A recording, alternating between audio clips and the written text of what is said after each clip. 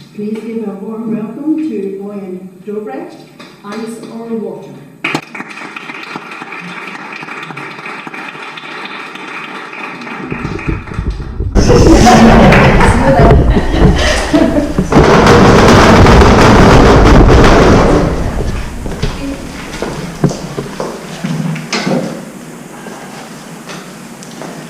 Imagine that this is an inflatable little pool, like the one small children play in.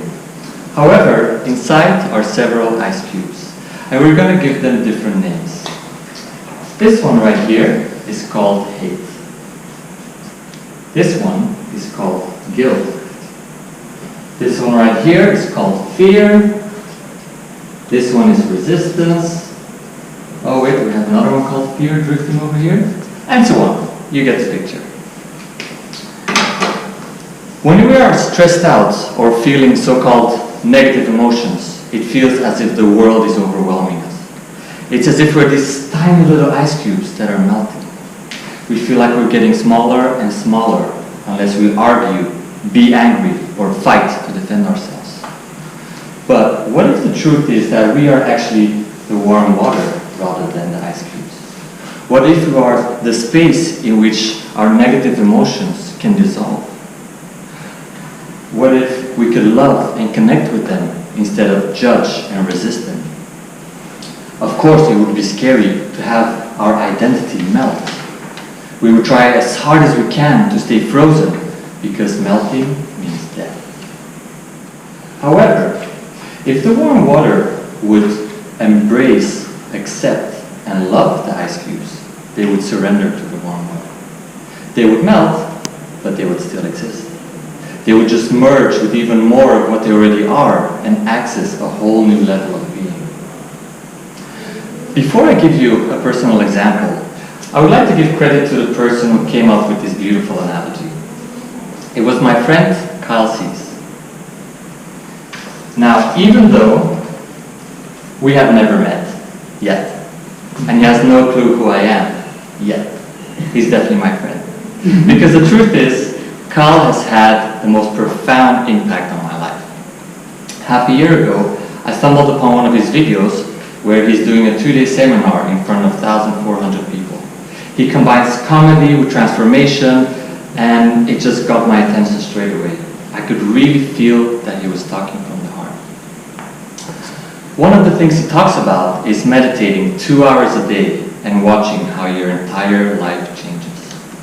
Now, 2 hours is a lot of time, but I decided to put my judgments to the side and give it a go.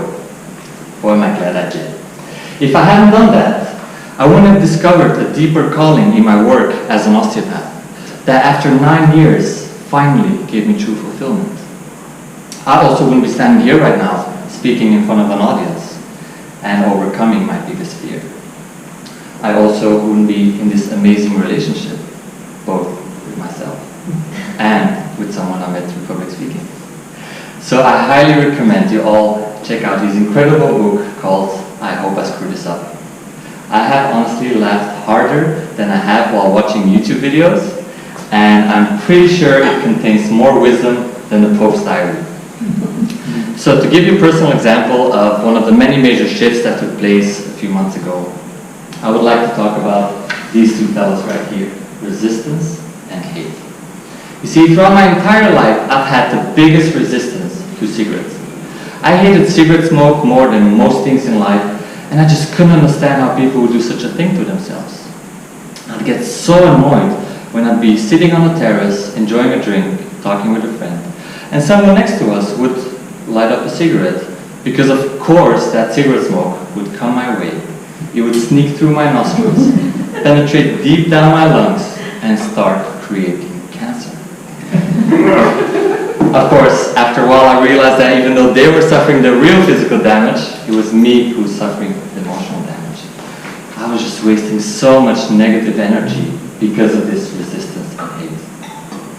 So I meditated on it, and after a while an idea came to me about how I could take control of my own energy. Before I knew it, the universe arranged the perfect occasion. You see, I have a friend called John, and one evening he wanted to go out, so we went to a party. And after that party, as we were walking out, he said to me he felt like a cigarette. And he asked a random guy if he could have one. On top of that, he asked me if I wanted to share it with him. Is this guy serious? My ego is going nuts, trying to hold on to an entire past identity, or should I say, identity. But my heart was taking over.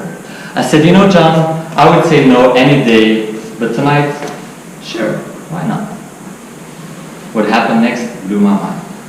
Not only was I putting a cigarette in my mouth, and weirdly enough thinking, this doesn't taste as bad as I imagined, but more importantly, I felt a lifelong resistance of mine, part of my identity, just slowly melting away. I did something that I would always brag about, never having done, and never ever will do. But as a result, my soul was melting this massive ice cube, and the resistance just disappeared. Even though I have no intention of ever repeating that experience, I can now honestly say that I don't give a damn if someone smokes around me. Whereas before it would feel like the cigarette smoke is a wall slamming against my face, now it just caresses my skin. Whereas I would think that my lovely smelling clothes would be ruined, now I just washed them. A lifelong hatred of mine finally vanished, and I feel so much happier. So, my dear friends, I would like to invite you all to consider what these ice cubes are in your life. And I would like you to consider these ice cubes as an invitation and an opportunity for your soul to evolve to a new level. Because this warm water here is infinite possibilities. It's freedom, it's happiness, it's love, it's who we really are. Who do you hold a grudge against? What are you afraid of and avoiding to overcome? Which sadness or guilt are you still holding on to? Are you choosing to stay an unempowered victim, or will you go for a powerful victory? Are you the ice cubes, or are you